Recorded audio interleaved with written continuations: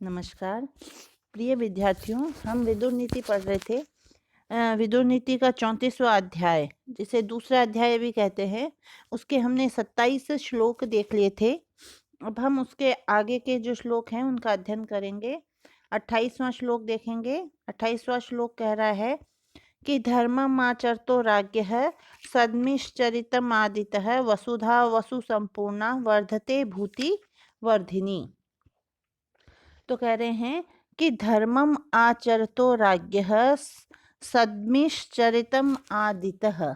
तो यहाँ कह रहे हैं कि अन्न ये वाला तो हो गया था, 27वां 28वां है मतलब। तो इसमें कह रहे हैं कि आदितः यानी परंपरा से, सद्भिचरितम धर्मम आचरतः, सज्जन पुरुषों द्वारा आचरण किए गए धर्म का आचरण करने वाले राज्ञः राजाओं के वसुधा वसु संपूर्णा भूति वर्धिनी वर्धते। तो धर्म का पालन करने वाले राजा के राज्य की पृथ्वी जो वसुधा है, वसु संपूर्णा धन धान्य से संपन्न और भूति वर्धिनी और कल्याणकारिणी होकर उसके ऐश्वर्य को वर्धते बढ़ाती है।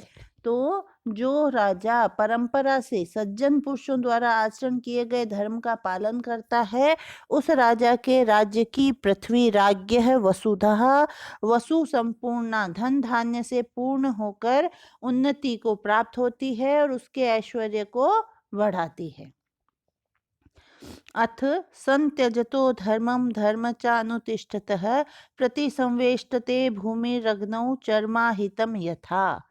अब ये कह रहे हैं कि अथ यानी और, धर्मम संत्यजतः धर्म का परित्याग और अधर्मम च अनुतिष्ठतः और अधर्म का आचरण करने वाले राजा के राज्य की जो भूमि है वो अग्नहु आहितम चर्मः यथा प्रतिसंवेष्टते। जिस प्रकार से आग पे रखा हुआ चमड़ा सिकुड़ जाता है, उसी प्रकार से उसका राज्य भी सिकुड़ जाता है, यानी उसका राज्य भी छोटा होता जाता है, उसके राज्य की भूमि संकुचित होती जाती है।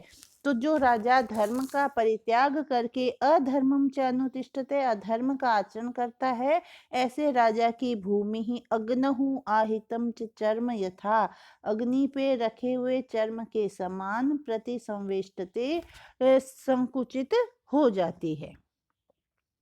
य एव यत्नः क्रियते परराष्ट्र विमर्दने स एव यत्नः कर्तव्यः स्वराष्ट्र परिपालने।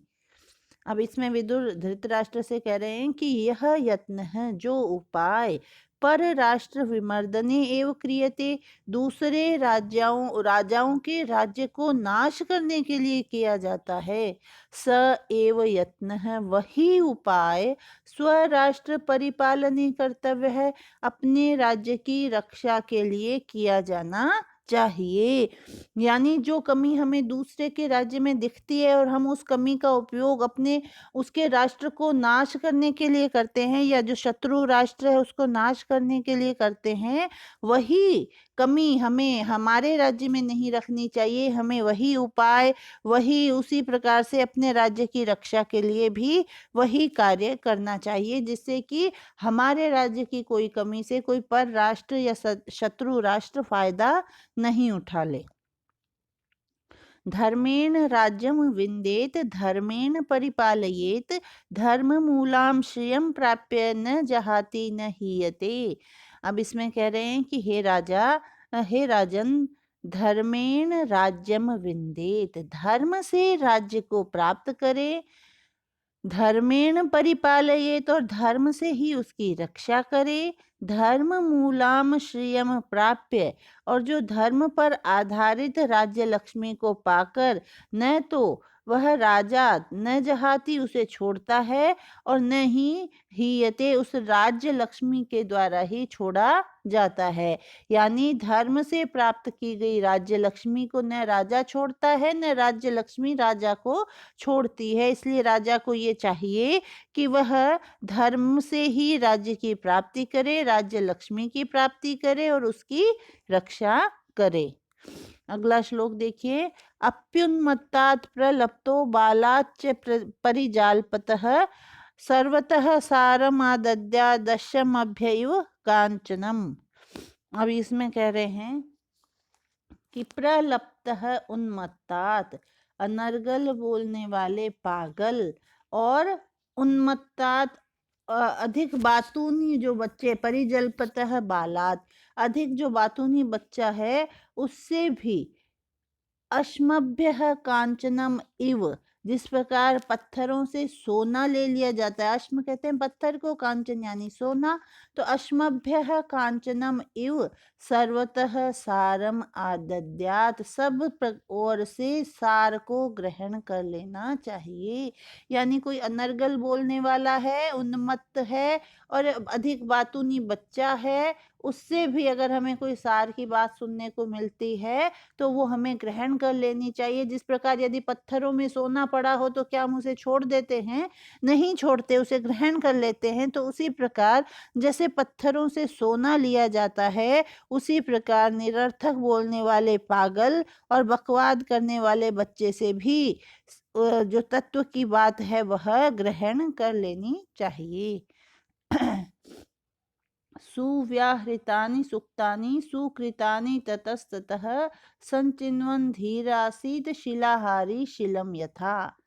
अब इसमें कह रहे हैं कि यथा शिलाहारी शिलम, यानी जिस प्रकार जो शिला बीनने वाला व्यक्ति शिले को एक एक दाना बीन कर रखता है, शिलाहारी शिलम धीरः ततस्ततः सुव्याहृतानि सुक्तानि सुकृतानि सचिन्वन् आसीत, उसी प्रकार धीर पुरुष को ततस्ततः जगह जगह से सुव्याहृतानि सुंदर व्यवहारों, सुक्तानि सुंदर वचनों और सुकृतानि और सत्कर्मों का संचय करते रहना चाहिए। जिस प्रकार से जो दाना चुन चुन के अपनी जो खेत कटने के बाद जो पड़े रह जाते हैं दाने, उनको जो चुन के अपना जीविका चलाता है, अपना जीवन यापन करता है, उस शिलाहारी व्यक्ति के समान, एक एक दाने को जो चुकता है उसके समान जो धीर मनुष्य है, उसे ततस्ततः इधर उधर से जहाँ कहीं से भी हो, सुव्याहृतानि सुंदर व्यवहारों, सुंदर वचनों और सुकृतानि सत्कर्मों का संचय करते रहना चाहिए। गंधेन गावः पश्यन्ति वेदै पश्यन्ति ब्राह्मणा चारै पश्यन्ति राजानश्च चक्षुर्भ्याम मित्रे जना। अब इसमें कह रहे हैं कि गंधेन गावः, जो गाय हैं वह गंध से, और ब्राह्मण हैं वो वेदः पश्यन्ति, वेदों से देखते हैं, चोर चार ही पश्यन्ति राजानः, जो राजा है वह चारे यानी गुप्तचरों से, जासूसों से, और अन्य जो इतरे जना है वो चक्षुभ्याम नेत्रों से पश्यन्ति देखते हैं। तो गाय गंध से देखती है, ब्राह्मण वेदों से देखते हैं, राजा गुप्तचरों से देखते हैं, और जो दूसरे लोग हैं वो अपने नेत्रों से देखते हैं। यानी जो गाय है वो गंध से पता लगाती है कि कहाँ क्या है। जो ब्राह्मण है उनसे अगर कुछ भी पूछा जाए तो वो वेदों में से देखते हैं कि क्या सही है क्या नहीं है।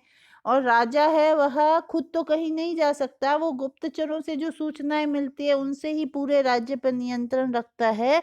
और जो सामान्य मनुष्य है वो क्या करता है, अपने नेत्रों से ही देखता है। अगला देखिए, भूयांस लभते क्लेशम या गौर भवती दुर्दहा अथ सा सुदुहा राजन नेवताम विदुन्त्यपि वितुदन्त्यपि। तो इसमें कह रहे हैं,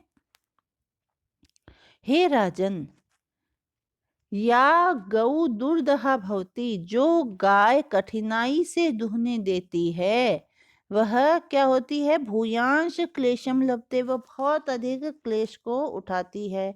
अथ, और इसके अलावा, या सुदहा, और जो सुंदर मतलब आसानी से दोहने वाली होती है, वह न एव अपि वितुदंती, वह बिल्कुल भी को मतलब उसे लोग कष्ट नहीं देते हैं।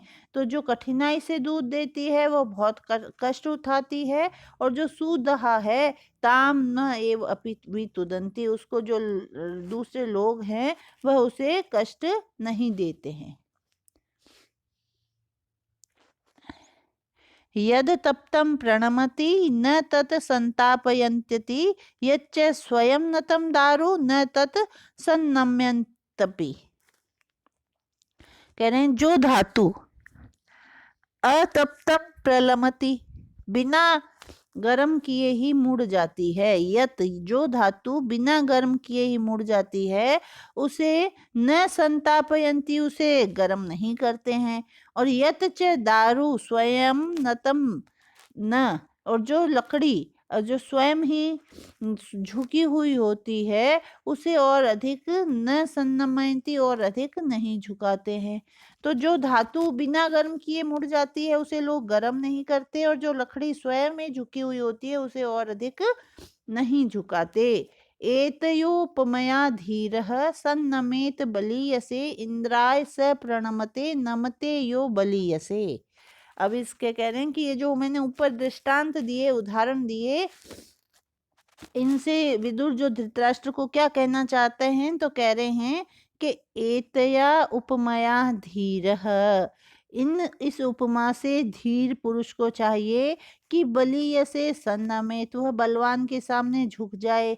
यह बलीय से नमते, जो बलवान के सामने झुक जाता है, सह इंद्राय प्रणमते, वह इंद्र देवता को ही प्रणाम करता है। तो वह मानो इंद्र के सामने ही झुका है, जो बलवान के आगे झुक जाता है। यानी आप बलवान के आगे नहीं झुकोगे तो आप तोड़ दिए जाओगे, झुका दिए जाओगे, मरोड़ दिए जाओगे। तो कह रहे हैं यहाँ विदुर ये नीति में कह रहा है कि यदि आप जो धीर मनुष्य है वह बलवान के आगे झुक जाता है। अगला देखिए, पर्जन्यनाथः पशवो राजानो मंत्री बांधवा, पतयो बांधवा स्त्रीणां ब्राह्मणा वेद बांधवा। अब इसमें कह रहे हैं कि पशवः पर्जन्यनाथा, पशुओं के स्वामी कौन है? बादल होते हैं। राजानः मंत्री बांधवा, राजाओं के बंधु मंत्री लोग होते हैं।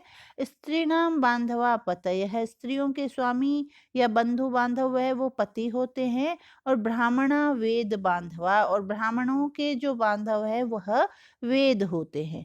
सत्येन रक्षते धर्मो, विद्या योगेन रक्षते, मृजया रक्षते रूपम, कुलम वृत्तेन रक्षते। अब यहाँ कह रहे हैं सत्येन रक्षते धर्मो, धर्म है वो सत्येन रक्षते, सत्य से धर्म की रक्षा होती है। विद्या योग से सुरक्षित होती है। मृजया रक्षते रूपम, सफाई से सुंदर रूप की रक्षा होती है। और जो कुल है वह वृत्तेन, सदाचार से उसकी रक्षते, रक्षा होती है। मानेन रक्षते धान्यम, अश्वान रक्षयति अनुक्रमः, अभीक्षण दर्शनम गाश्च स्त्रियोः रक्षा कुचैलते है। अब इसमें कह रहे हैं मानेन, तोलने से, रक्षते धान्यम, अनाज की रक्षा होती है। अनुक्रम है, फिराने से, अश्वान रक्षयति, घोड़े सुरक्षित रहते हैं।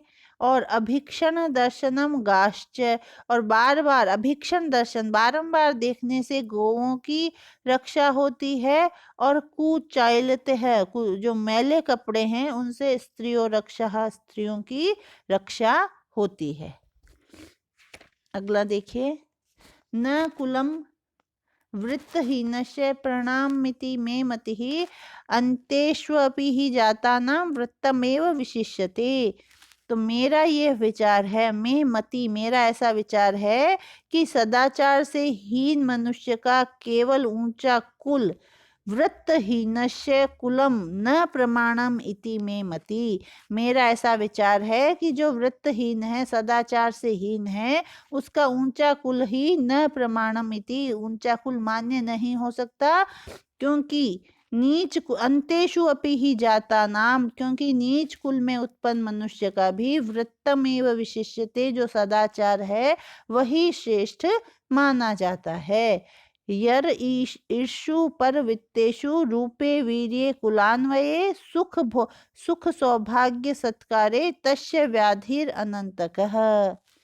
अब इसमें कह रहे हैं जो ईशु, ईर्ष्या करता है, डाह करता है दूसरे के, किससे?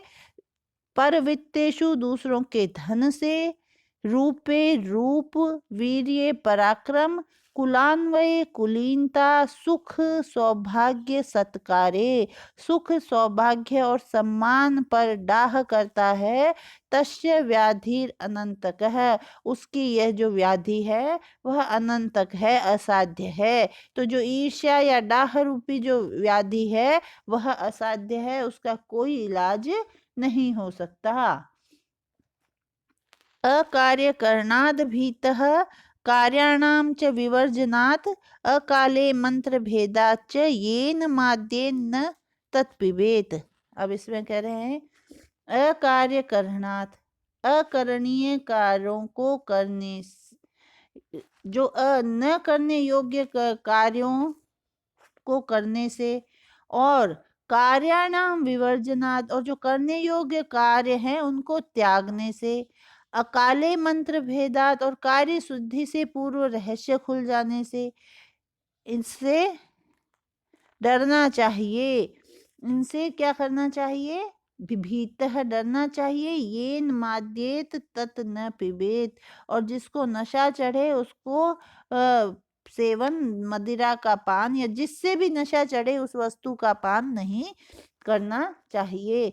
तो अकार्य करणात् कार्याणाम विवर्जनात् च अकाले मंत्र भेदात् च भीतः, तो इन कार्यों से तो डरना चाहिए। किन किन से? न करने योग्य काम करने से, करने योग्य काम में प्रमाद करने से, तथा कार्य सिद्ध होने के पहले ही मंत्र प्रकट हो जाने से डरना चाहिए। और ये निमाद्येन, और जिससे जो नशा चढ़े, तत् न पिबे, तो ऐसा पेय नहीं पीना चाहिए। तो अब आज इस वीडियो में इतने ही श्लोक देखेंगे। आगे के जो श्लोक हैं वो अब हम अगले वीडियो में देखेंगे। धन्यवाद।